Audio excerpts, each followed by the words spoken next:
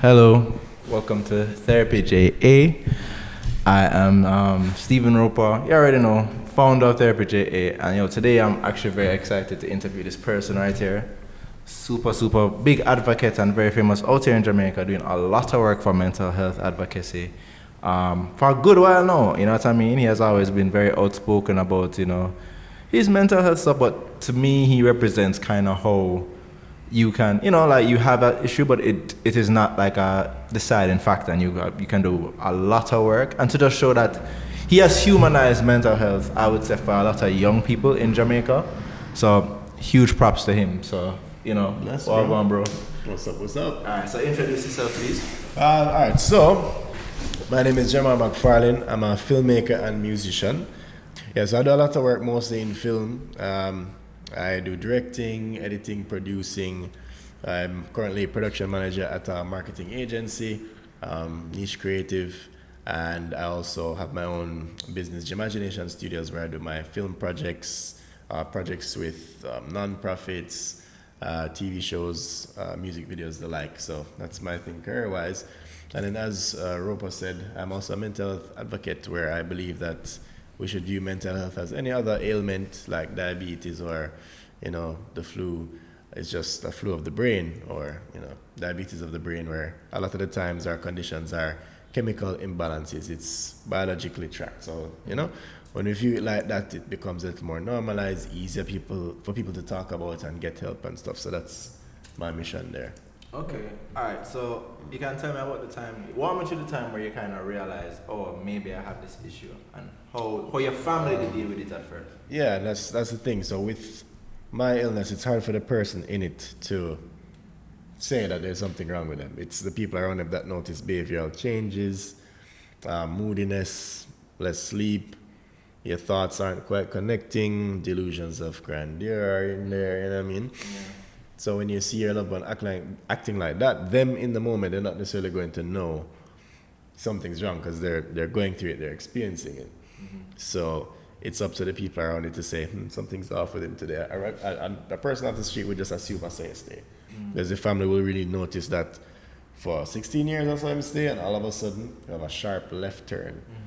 Mm-hmm. So I was in sixth form at the time, and I would have more of an obsession with religion, which is a common feature of my illness, which is bipolar type 1, where you get obsessive about if you're a religious person, it's religion, and you start thinking you're a messiah and you have powers and all sorts of things. So when I start sharing that, they're like, okay, something is off here. And to me, me have all sorts of powers, me can stop time. The brain is powerful, so anything I think is like my body will try as best as possible to execute it. So if I think, I have super stamina and I can walk from Kingston to Spanish Town straight, I'm gonna just do that, which I did at once. Yeah, you did that? Yeah, one time I did just leave in the middle of the night and just go straight from Spanish Town to Kingston, like just walking straight. So you just no reason? You just say you're gonna do that? No, but clearly at the time I thought I was on some kind of mission to, maybe it was to go preach or to save somebody. It doesn't make sense in like a normal state, but I'm sure at the time I believed passionately that I had to get up in the middle of the night and go. Yeah.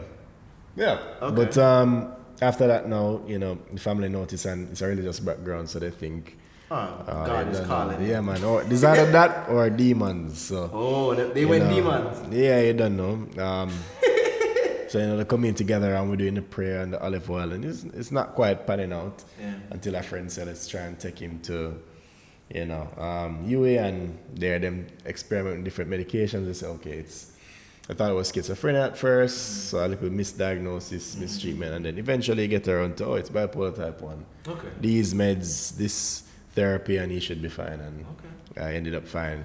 But even then, it's a whole journey to find the right medication and the right type of therapist for you. It's a whole thing before you get to a place of normalcy. Okay, where was the place where you said, all right, I need to kind of really work this out? Yeah, for me, that was when, so after the diagnosis, you're still in denial, both me and my family. So I think it was one of the more intense episodes where we got violent. So people on the road, as I said, they don't know how you really are. So when you're in a state like that, you're in a manic state, your eyes are wild, you're passionate. You're not quite reading social cues, you're up in people's personal space. In Jamaica, that's very intimidating. I So, understand that, yeah. so they take it as a threat and, end up in a fight and, they broke my jaw in the fight. Which fight is? Where you getting that fight? No, man, Is that like high school or? No, man, this is on the road. So I was out on the road. Just some random people, bro. I was in a party, living it up, trying to. I think I was upset at the time. Something happened, and your emotions aren't regulated properly. So I just leave home, middle of the night, go and dance by myself, and I'm not in the right frame of mind. So I'm acting weird at this party, and somebody take it as a threat and say, "Oh, come, we could take him outside and." Deal with him case, and so a bag of people try to beat me. And in that heightened state, you're very reactive. So if you come 10, I'm gonna come 100. So I just go in fight or flight and start fight back, and them just hear the game. I'm gonna take up a piece of board and just wallop my jaw, bro, and they have to run off, go hospital. And now when you're in a manic state, it's hard for the hospital to treat you before they can get to your jaw. I've seen they must get you down. Yeah, so I've seen that. Yeah. Yeah, I'm there in excruciating pain and they can't do much because they need to get me out of the manic state. So they, do the injection, calm me down, get the meds, and then they can start treat the jaw when you're more, stable and calm. So it was rough. Shit. Yeah. So that was when I was like, I can't allow that thing to forget. Clearly, I actually do have a thing, and I have to take charge, and I can't allow it to get out certain ways. Mm-hmm. Wow. Yeah, it's a lot. All right. In terms of so I'm gonna ask you, I'll go 2 ways, because there's one thing where a lot of people, when it comes to mental illness, the religious thing is demon. You know what I mean? And a lot of people still don't even believe in therapy. A lot of people think mental illness is demon possession, and if it's demon possession, it can be cured. So it's not a thing that is a lifestyle. You can change your lifestyle. You can exercise it. Yeah. So what has been your experience with that in terms of, especially if you grew up in a religious background? I don't know the level of religious, because I grew up in a religious background as well. My father is a pastor. Same. But their view of it was, because they were like, my thing was ADD, which honestly, to me, I took medication for a point, but I didn't like it because it made me very much like a zombie. You know what I mean? Like I'd get work done bro. Like I'd focus and I'd get work done fast bro. Yeah. I felt like a zombie and I hated it. And I remember sometimes I'd go out with friends and I would just be there. You know what I mean? Not, like boring, and I didn't like it. So I changed lifestyle. Like I just said, alright. There was a certain point where I said, okay, I'm not for necessarily take meds anymore. You know what I mean? Like I just understood, okay, I can do this. You know what I mean? But my family was that. My family never write me off, and they never kind of say, oh, I'll pray over him. Was your family like that? Was it? Yeah, because as I said, my father's also a pastor, but their approach is very, out of love. So they're learning. It's all right. It's not that.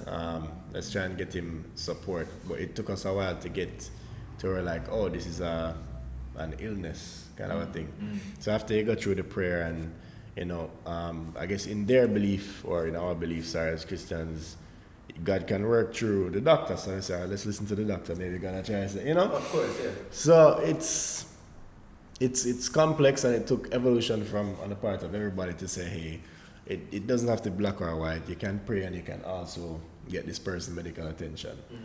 You know what I mean? So for me, it was that realization that, all right, this is a thing that I have to manage if I want to live a normal life. It's possible. You just have to do, as I said, lifestyle change.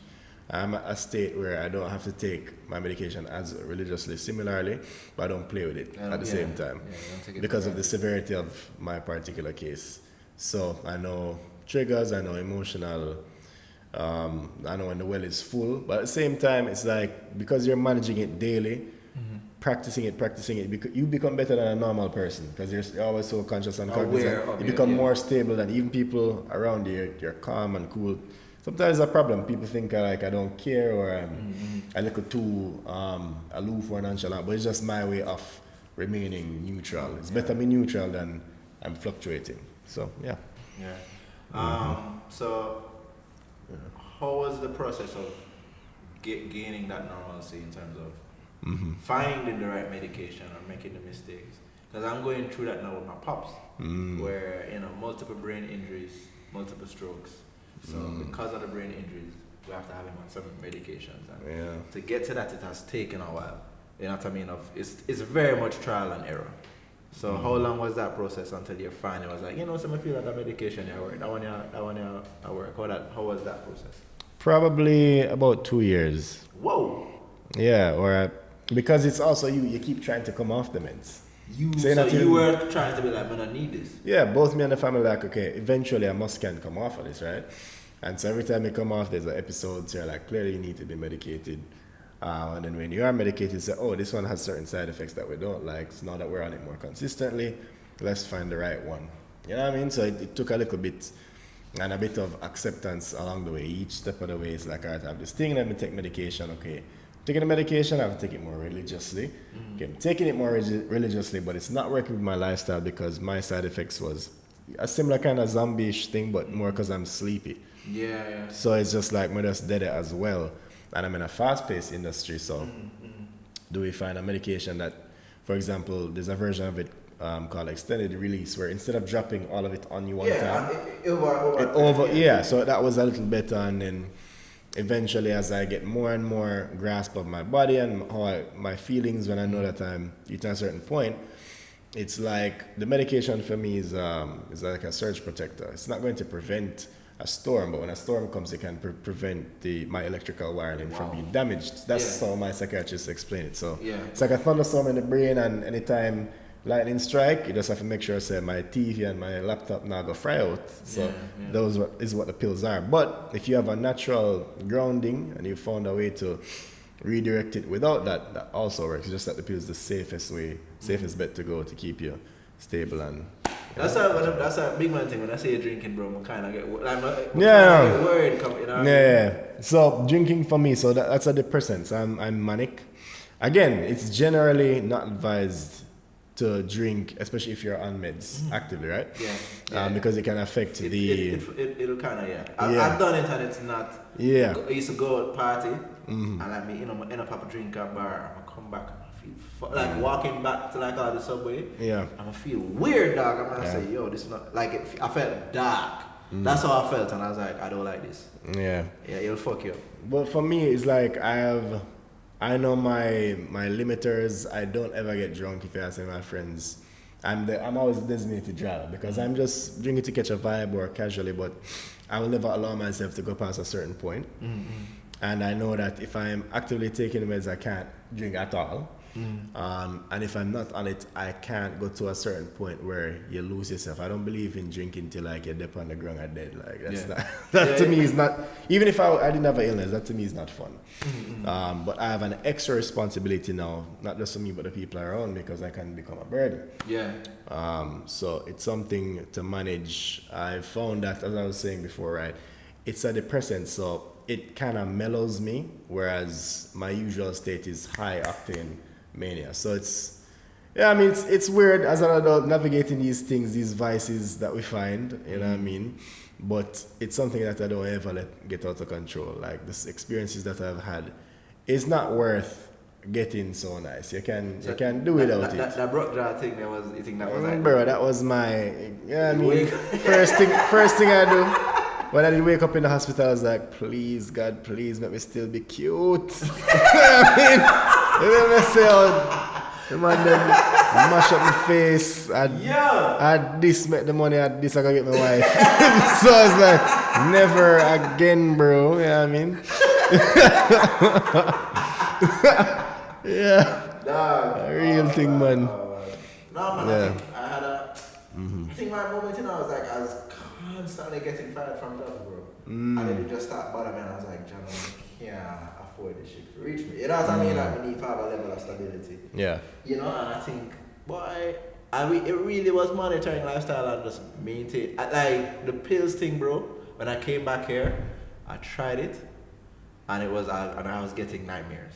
Like, not like regular, like, immediately when I had when I was having the nightmares, immediately I was like, yo, this is all cause of the medication.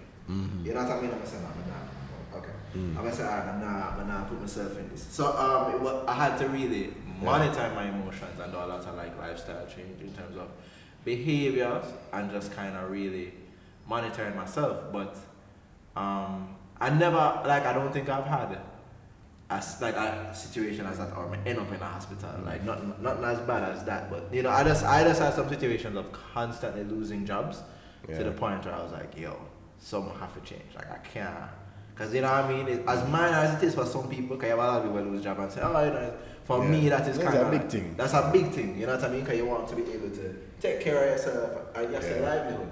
So I was like, no, I need to find out. I need to fix this. I need to work on this. So that was kind of my wake up call for me. You see me? So I really want to ask you, because I feel like, do you think that why so many people are so accepting about how you're as a mental health advocate? Because you look good. I think that's a part of it. I do believe in pretty privilege. It's probably that. I joke. Can you remember one time, brother, where I ran into you at a party with one of my sisters in there, and she was like, oh. She said, wow, bro. No, brother. It was like, you know that nigga say a girl at a party and I try to find a way for X. Should I say, oh, you do video, you know, say, I want somebody to do some video for me. The girl say, you know, somebody do some video for me. I say, yes. Brother. She I try and make a link. Yeah. So I try to pick him up. Damn. But I mean, no, if it's that probably combined with the way I approach it. I think I have a very casual approach. Usually when people try and talk about it, it's like very serious and it can intimidate people. And I just kind of very casual and I try to be charming with it. So maybe that helps. There's definitely a part of it. But if I saw that's a problem, like it's supposed to be normal. No, I don't think it's a problem. I think it's cool. You know, you think so? I think, no man, I don't think it's a problem. I feel like, you know, my thing is when I see people like that accepting and talk about it, I'm always happy. More saying it was a problem if, you know, in order to get people to listen, you have to be charming, you have to be. And I wish it was just that anybody can talk and not be I don't get any special treatment. But I guess my mission is just to, even if it was just my platform, that is the advantage, just to use that to help to normalize it. I just want it to become normal. Like a man wake up and say, Jeno, I have a headache. A man can wake up and say, Jeno, you know, I'm having focus problems. I think it might be an ADD thing. Like even the youth on the corner can be like, yo, feel like I might have a little ADHD, you know. Like however much they feel comfortable getting it out. So advocacy to me, as much as I can insert it casually in a non-preachy way, that's my vibe. I don't do necessarily big campaigns yet. I think my way would be to do it through film or music and just casual conversation with just a reason and we just bring it up casually. Has anybody ever come to you and be like, yo, how you have, you know, you have kind of helped me, you have humanized it or you have made it easier for me to deal with my own issues? Yeah, a lot of people have met me before they met me apparently. Like I'm doing a talk like this, or they saw me at a conference and then they reach out on socials and say, I never know people are out there talking about this, and then it inspires them to do their own talks or talk to their family more. And like I find that it's a very insular experience where they feel like they have to walk around with it, hold it up and everybody knows it. It's like you walk alone. You're scared to let people know what you're going through, because the judgment is a serious judgment factor. Even me now, whenever I tell people, oh, this is the stuff I'm doing, I feel like that fear of being judged. Like I said, John or that, and probably like a creamy different. Speaking of which, dating, like when you know what they tell girls that you have like bipolar. Off the bat, I'm not wasting any time. We're on the first date. I'm like, eventually, I'm always looking for the point where I can sneak it in. Really? But after making from jump, bro, I'm not trying to, you know. And they're accepting of it? I don't know, man. Very charming. I joke. But I haven't bucked up on that issue so far. Really? So no, has been like. they probably weigh the pros and cons and say, all right, I have this, but Jano, I'm cute, you know. Him career going, you know, man, I make it pass. Maybe if I wasn't as cute or as successful, it wouldn't go so well. But status on the This idea of something. Last night, even though I'm on the phone, I still have my Instagram computer. Should I say? It was like, you know, it's not even a Jamaican girl to me. No, I said Jamaican girl. Yeah. But like, the girl that I say on this, the meme was the guy, him have money, him handsome, and him shit together. something must wrong. Yeah. And the girl say, yo, from money there, it no matter, girl, everything. That's how things set. I mean, no, but I just know that for women, status is that if you pre-say, yo, you're good at what you do, and you think up in what you do, they're no business. Like, but status are everything. You know what I realized? The other thing is that it's on a level where I have to tell you that it's a thing. Like you never experienced. So probably it's a non-factor. Like I'm telling you, it's there. But because I have it under control, they don't have to deal with it. Maybe if it was a thing where they have to be more involved and deal with it, that's fine. Like some delusion, some schizophrenia. But no, not even that. Like even if you had schizophrenia, if you have it on a level where it doesn't exist, it's just something for them to keep in the back of their mind. But my illness is on a level where I'm telling you it's there just out of courtesy, but I'll never allow a person to have to like deal with it like it's something that they have to consciously date me and date my illness. Like no, that's my thing that I deal with, and it's under control. I'm just letting you know in case, God forbid. But because they don't have to deal with it, they probably it's like okay, I guess it's a non-issue, non-factor anyway. And I think because we are creatives, I feel like mental illness kind of runs. No, I say it's a. I think so, you know, because I was just in the arts, bro. Yeah, I was just about to say, in order to do what I do, it's kind of it's an ability, it's a plus. Like I'm a lot bolder. Like even speaking about it casually and finding just right off the bat being able to do that, I'm like maybe that is part of my illness. Like I just never business. I just always did man, I have that thing there, you know, and I'm not care. Yeah, work with me and I work with me. Like I feel like my experience has been like ADD is not really that thing, but I feel like the way how my family treated me, dog, I felt like there was a difference. So that made me feel like I had a mental illness. When it was just like ADD, which was like nothing major. It's not that big. But I find it does help us creatively. Like I don't have to smoke or drink if I wanted to get inspired. I don't need drugs. Like my brain is a drug.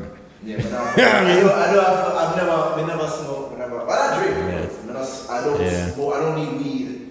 To get there. Speaking of weed, boom. Because we'll kind of trigger. Yeah, no, you kind of what do you call it? Marijuana induced psychosis, right? Yeah. So, I remember my virgin when I tell you about. You know what I mean? Honestly, his bipolar is, but I have still been trying to reach him, and it's still like for the beers I don't know, I have a friend that cool youth man, very very charismatic. Started smoking weed in high school, and it's like I feel like it was gradual, but the weed sparks up. This is why I know that weed is not for me. Like I smoke weed, I've smoked weed a couple times. Yeah. But I just know that it's not for me because I know how my mind is. Yeah. I am exceptionally creative. I can come up with shit. I'm just know that it. I don't like it will spark something in me. I'm afraid. Like I'm very scared of that type of things. I don't smoke. You know what I mean? But I have seen too many people that have gone crazy off weed. Yeah. You know what I mean? Yeah, my problem is they sell it as it's something for everybody. Everybody, bro, just try weed. No, bro, you have to be sure that there's no latent genes. Like, you can have a mental illness dormant and you take the weed and it does. Wake it up. So it's not like everybody, they keep selling it as anybody just smoke some weed, take some shrooms, do this and that. You have to be very careful with psychedelics and drugs that affect your cognition, like really and truly. Yeah, man. Yeah, as we say, but nah, brother, I can't go this, bro. Nah, brother, I can't go this, bro. I not risk that. And that's what I'm saying, like, I'm not against drugs or anything, but I just know, suppose I wasn't as knowledgeable about my illness, I'm just willing to just go do it and just like that for the rest of my life. I'm chipped. I'm gone. Once it wake up, it's fine. I hate that. I hate that. Yeah. You know what's the next new thing to you heard about ayahuasca? What? What's that? Stop. You just make that up? Like, no. So I have a friend. I don't know. A couple people I know in the States. My homegirl from college. She took a trip to Colombia. And so ayahuasca, passport, people were hike and nomads. Yeah. Okay. That is something I took a trip to Colombia and a lot of people will take ayahuasca. What is it? It's like a drug that it puts you in a state where it's kind of hallucinogenic, but it's a very spiritual thing. I think it's the Aztecs, not the Mayans, the Aztecs. And trust me, I may be wrong with this, but it was a lot of them would have a spiritual awakening. So they would take it whenever they need to make major life decisions.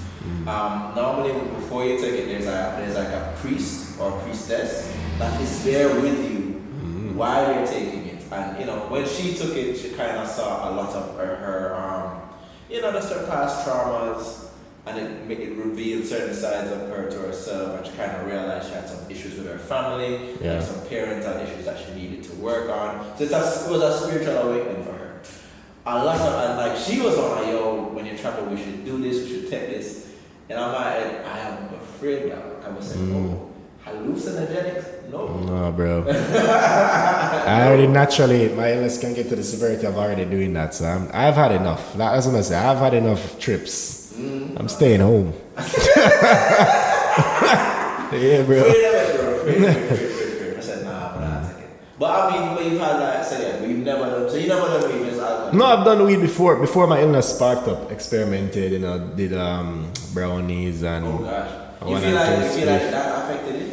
No, as I understand, it was in my genealogy, and it didn't come out until I got hit by a car one time in high school. I thought that the shake-up of the brain might have sparked it, but it's definitely, if it was the weed, it would have happened when I was experimenting, but it's long after, that started happening.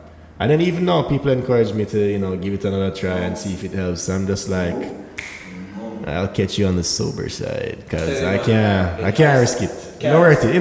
Look at me watch some anime or burn some game, me get the natural endorphins, them, man. What's sparking creativity? Games? No, games are my recreation. I rest from rejuvenating. But if I watch a movie, a film, having adventures, going out like to beach or going into nature, just seeing the vastness of the world, that helps. Like seeing broad expanses, traveling, watching people. It's weird, but as a filmmaker, just watching natural interactions in different locations I've never been.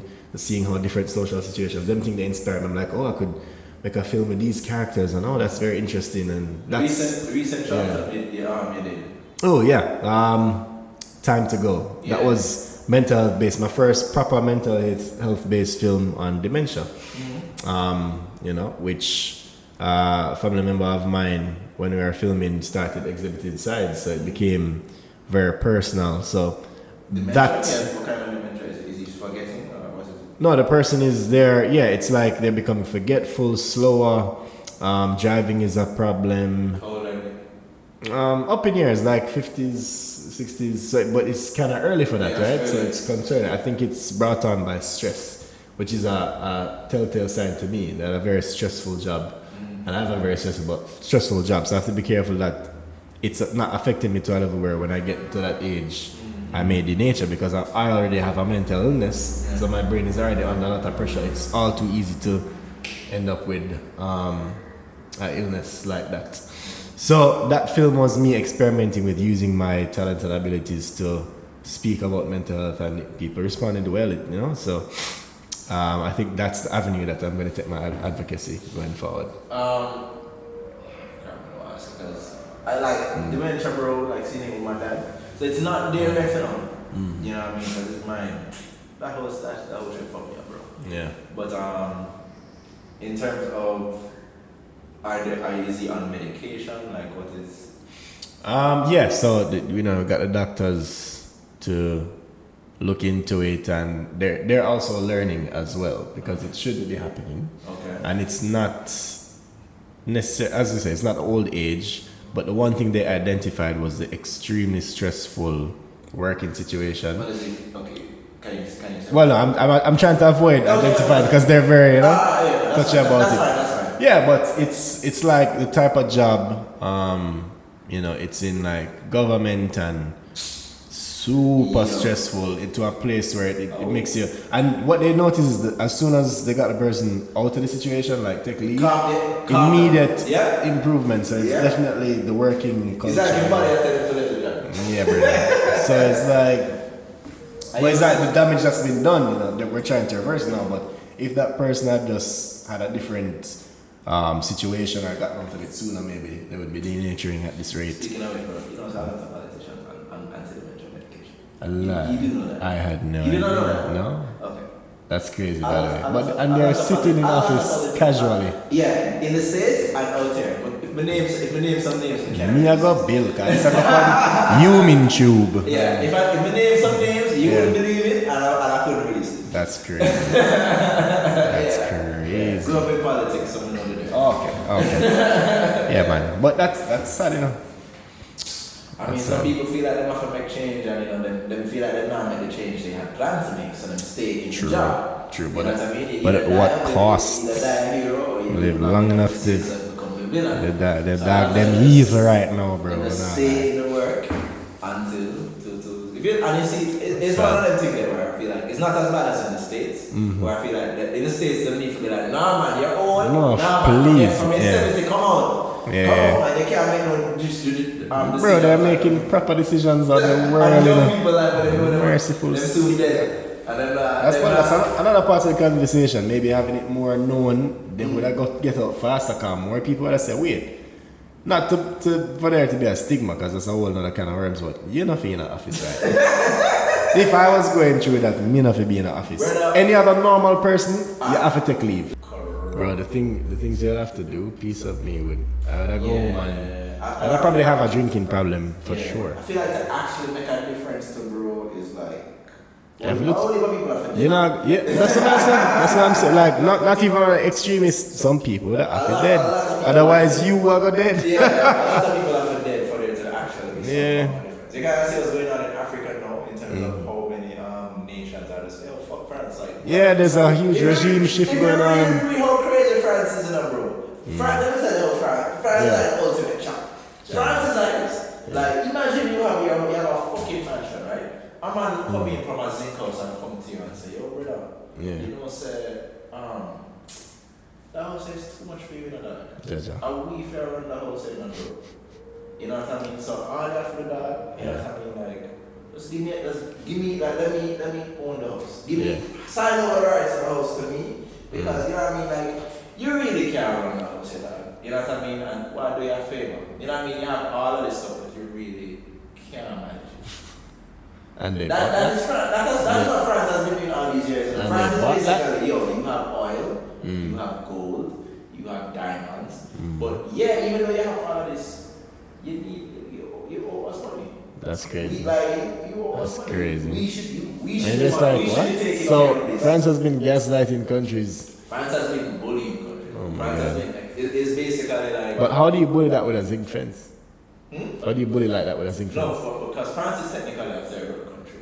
If like France has no resources, France has, like if you really if you look at Middle Eastern countries, bro, Kuwait, Qatar, Dubai, Saudi Arabia, they have oil. But the difference is they were allowed, like the US did not basically try and invade, they were allowed to maintain their resources. Yeah. So they like what's the name of the Saudi Aramco. Were they allowed or did they defend themselves sufficiently? No man, Saudi Aramco is Saudi owned. It's white people don't own that shit. Okay. So basically they were allowed to maintain their resources. There was a point in the early 70s where Nigeria had control of their oil, and it was fucking lit. They were making a lot of money, and a lot of Nigerians in the UK were like ready and willing to go back because it was like they were making money. Yeah, because bro, in any average country, bro, you have the resources, bro. You should be wealthy. Yeah. If you have, like, it's not a matter of you can use the argument that they don't know how to run it, which is bullshit. And that is gaslighting to say, yo, bro, you know, but no, say you're a car, this bro, you don't know how to drive that car. Yeah, no, that's Let terrible. me, I'm a virgin, and drive the car, and you can go on to the most. That's so wild. The car is in your name, but that's let me hilarious. drive this car up and down, bro. That's you crazy. really don't have the Yeah, but who would agree to that deal? It's kind of crazy. Well, the difference is the man who have a gun. So the man who say, yo, brother, you really don't have the capabilities. Okay, that makes more sense now. That makes more sense now. But the difference is not everybody have a gun. You know what I mean? Like, the person that have the best technology rule the world. The Romans had the road. America had the atomic bomb. Damn. You know what I mean? And you know, England had the gun. Big up on America's, what the hell? You saw that movie? I'm yet to see it, but I know the story. Christopher Nolan is a damn good director. So. Yeah, man. Yeah, Crazy. I'm sure it's a good film. I might see that this weekend. I might today or tomorrow just go. I usually just go to the movie by myself and just. No, that's my thing, bro. You can just take me in the theater. Yo, self-care, guys. You know, for always people. Yeah. I always feel judged. Well, you know what is when you see somebody, you're by yourself? Yeah, like. Bitch! Why you say like that? I said it before. Yeah. That is black moment episode. Like I haven't seen. I wanted to see. What is it? I wanted to see. Barbie. Huh? What is it? Barbie. I mean, I would have watched it though. Yeah. But like it looked like Barbie and Oppenheimer was actually good marketing. Barbie and Heimer, yeah. Went to see Barbie, I fell asleep. Much to dismay of my friends. It's not that it was bad, I was just tired, but also, I don't know, something about the aesthetic, I was just like, I don't know how to explain it, but it definitely put me to sleep. Nothing, the movie not boring, you know. It's just when I'm tired and you also have these clean white aesthetics and the way the aesthetics of the movie, it can be relaxing. Yeah, oddly. I don't know how this. I know, say if it was Oppenheimer and big explosion and the intensity of the drama, even if it's not action, but Barbie was just nice and light and everything pink and white and nothing crazy, too crazy going on. You know what I mean? Yeah, I fell asleep in the subtext. I'm sorry, guys. But yeah. Dungeons and Dragons. I wanted to see that. Oh, I love that. That was good. nice. To me, it was just a nice plug out your brain movie. I love movies like that. Yeah. They know exactly what they came to do. And they did it well. And they did that. Yeah. I want to say next thing I want to see is Castlevania Nocturne because Castlevania is fucking incredible. Did you watch Castlevania? The first one, yeah. Yeah. You watched from season 1? Mm-hmm. It's a series. Yeah, the anime. Yeah. Bad. Fucking good. Bad. I love it. And like Nocturne is coming to me. I'm excited about because. Is that after they found Dracula and not to hijack the? No, man. So after it's like 400 years after. So it's Richter, which is a descendant of the Belmonts. So Richter, it look like him out. It kind of look like Cypher. Yeah. You know what I mean? But him out Trevor Belmont whip. So it's like him out the whip as well as him out. That bad still. But if you follow the game. Still, yeah. I forgot it was a game, you know. That's how the series bad. I completely forgot it was a game. I played Castlevania. Yeah? Oh, yo, let me see. As a kid, we call it Simon. Simon Belmont. True. Yeah. They say, yo, this man have a whip. You're running your plate from Game Boy. Yeah. Yo, this bad.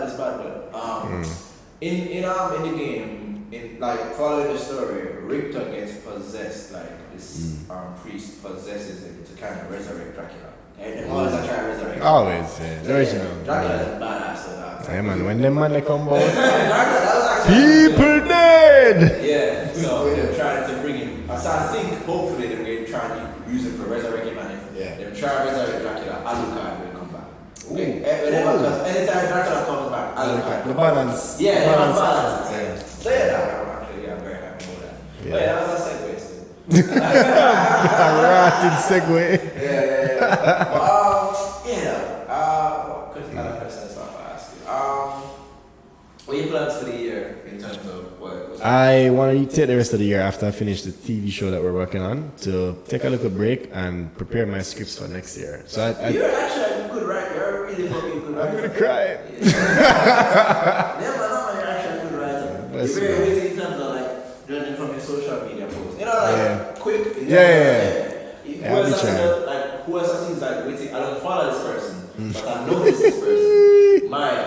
You know, Maya. She's very like pun goddess. I see her like I see her right. I'm like, yo, this person is Nah, man, that's a writer. She's a really good. Like you can tell this person's a fucking good writer. Trust me. So yeah, I want to prepare. I charge myself to do a movie a year ever since 2021 until my boss somehow. That's how all the greats do it. Yeah. What is your definition? Well, shorts. So I do a short film every year. Okay, but what? Bossing is I'm doing a feature film. It's funded in the budget range that is normally associated with not necessarily blockbuster but higher tier filmmaking. So even like a A24, I'm getting a film that can be shown globally, and we're now matching box office tickets. That's where I want to be. So my film is in theaters in America, in China, And I'm getting closer and closer to that. So the film we just made is going to tour all over the world. It's just that it's not going to make quite the money, and it's not a commercial film.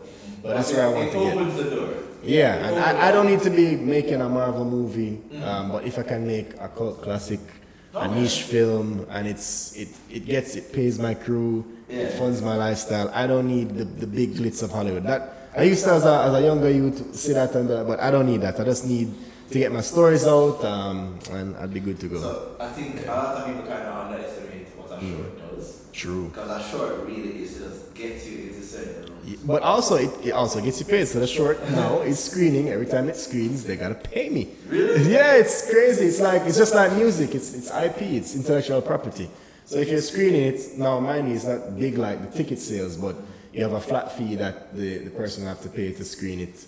And no, I don't mind. But so the budgets are small. So like if you're gonna screen it, for example, a London screening, they give you like £200. Okay. And it's just like, it's not a lot, but you're just sitting down, not doing anything, and you can get £200. And if they do it ever so often each time, just like with any creative IP, so you can imagine that when your name starts to carry and it's no longer a non-profit thing, it's like you're actually making a film, you can put higher and higher price tags, and I think that's my way of breaking into cinema. Other people that do festivals and get accolades, but I'm kind of more a man of the people. I don't really who judges very well, but audience will gravitate to my stories. So I just, feed to the everyman and screen them. Yeah, that's my role. So which director you rate? Like in Jamaica, the local director? Definitely. The Salters, Nile Salter, Storm Salter, them man, they're the great things. That's what I tell you, brother. Yeah. They did bust them, because even when I was working on a project, the LA director was like, yo, have you ever worked with Nile? Because they were thinking about bringing them on a project. It's like a resume, brother. Trust me. If you can show your short is your calling card, your business card in the film world. Yeah, man, there's a lot of promise here in Jamaica. It's a very competitive and expensive medium. So, yeah, it's the resources have to go to who can convince, who can say, oh, my idea, the baddest idea for fun. So it's not even like a fight out thing. It's just a very small pool of resources that everybody wants it. So which idea?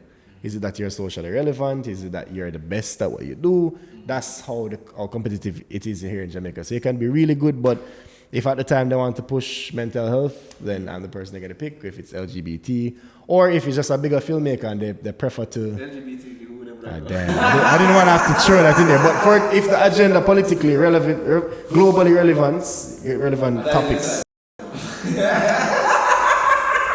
Anyways, no, but... Any topic that is globally relevant, if your film is about it gonna get picked. If your name big and is one set of money, I'm just say, I prefer go with this filmmaker because I have a track record. I just say go. Yeah, boy, you're trouble in there. Yeah, trouble. So, do you have any advice for anyone out there that's or bipolar disorder? Well, mental health in general, I would say do a lot more. I'm not using a technical term. Just do a lot more communicating. It's very hard, but a good place to start is people don't know what's going on. They just see you here. You could be mad out right now. You could be going through it and I just wouldn't know. You have to find a way to try and get it out. For me, it was music, or it would get me comfortable expressing those thoughts, and then when I see somebody, I'm able to say, hey, yo, this is how I'm feeling. You have to... What do you mean? No, so, responsibility. So I'd start with family and friends, people you trust. Yes. But the problem is getting them to notice, to take notice of you, get your attention. We have to start talking about it more. It's easier said than done. Everybody just talk about it. But I'm saying baby steps. The person you're closest to, just try sharing a smidge of what you're going. Just a smidge. A lot of people are also afraid of burdening. That's the biggest thing. Like, I don't want to be a burden. But it's kind of my illness, especially with bipolar. I had to lean on people around me. They have to tell me when I'm going off. If I reach past a certain point, I can't help myself. So it's also that uncomfortable aspect of accepting that for certain facets of your illness or your journey, you're going to have to be dependent. But all that means is you have to quickly identify the people that were really there for you and start paying more attention, spend more time with those people, and stop chasing down people that you want clout from or attention from, or the girls them. draw closer to your bridging them. The girls them will always come. Draw closer to your family, because at the end of the day, you chase down these popular people or people that you think going to get you somewhere. And when your shit hit the fan, they're nowhere to be found. So that is my biggest piece of advice. Specifically for bipolar people, you need people in your corner. Look at Kanye West. That man is suffering from a circle that is not telling him no, or you know what I mean?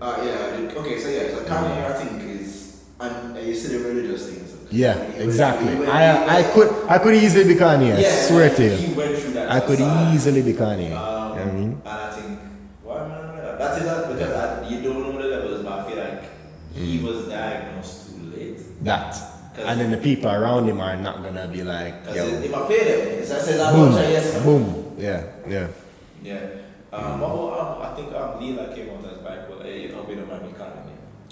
No, I don't mind. Which Lila? Lila. Oh yes, I heard about that and I was like, wow, look at that. You know what I mean? And she wasn't performing for a while because of it, bro. Especially with crowds and how self-conscious you can get with that illness, crowds and every person you see, you're merging their thoughts, and so it can be probably overwhelming for her to be on stage at times. So, you know, she had to do it in the throes of it. I don't know, I'm very much curious to hear more about. But I don't think I'd love for her to come on this podcast. That'd be cool. But I just think she kind of, I don't know, because I think it was kind of like a public meltdown. There's the good thing about social media. I'm glad I never have social media to the levels when I was like emotionally immature, like not able to manage. Bro, I always think back to it, because I've had meltdowns on Twitter, and I'm like, I'm just glad to say why. Nah, I had one on Twitter one time, and my lucky said, I go back and delete it. Yeah, bro, like I used to tweet a lot during those times, and years and years, bro. If I made sure to clean up the tweets, but I remember a time looking backward, Jano. Yeah, like social media can really stamp you in that time, and people will never let go. People will never let go. I think even I've had some emotional stuff when I was in like high school, and I still feel like people from high school, people from high school have you as that. Yeah. You know what no matter how that's far. horrible, that's terrible. High school is what? That's a long time. And you're not the same. You're not the same person, but I feel like, I think the thing is, it's a lot easier for people. How we make sense of the world is to kind of categorize everything. This is like, I think this is the average person. Categorize everything, and it's a lazy approach. Yeah. So you don't say the other person, I'm a madman, and I'm just happy as that. Yeah. And I just went to bed with that thought. I know there's people out there just, even though they won't say it to my face, they might premium say, oh, that youth there, the unstable mad youth there. I mean, like, just have it as that, and that's how it makes sense of the world. Yeah, that's another piece of advice. You just have to be okay with Stop trying to control. There are going to be people that don't think it's all roses, and mental health, we're all proud of you, and some people are pretty, brother. You're not going to. Just have it as that. And you just have to be okay with it. Why? You know what I mean? I think a good thing to tell myself now is like, you're not everybody's cup of tea, but somebody's cup of tea. Yeah, I mean, so you just have to read it. And when they're ready, you know what I mean? Let me not say I was going to say I don't know them, I'm going to drink, but let me stop. I'm sorry, guys. Too deep in the metaphor. Thank you so much for this. We really appreciate it. Man. It's been, honestly, it's been kind of difficult. Yeah? No, I'm not going to cap. I'm not. I'm terrible. No, man, it's fine. And I think, as I said, bro, man, let me just get this done, because I know I've made it work with, like, Zoom. Doing the Zoom calls, like, after 30 minutes, cut. That rough. Honestly, I'm really just like, doing what I can. Yeah, I know it would happen. We both of us just know it's a conversation we just need to happen. Yeah. So. Timing. So once again, bro, respect. Alright, so give me info. Where can they find you? Yeah. Okay, so you can find me on IG at Gem_Dream Chaser, GEM_Dream Chaser. I made these handles when I was a lot younger. I'm sorry. Twitter at GemJamGym. That's GEMJAMGYM. Again, much apologies. We can't change it now. And I guess you're gonna put text on the video. Yeah, I mean, so you can reach out, DM me, at me. We'll have a conversation. We'll talk. I'm very open. I'm gonna really exalt, especially the ladies.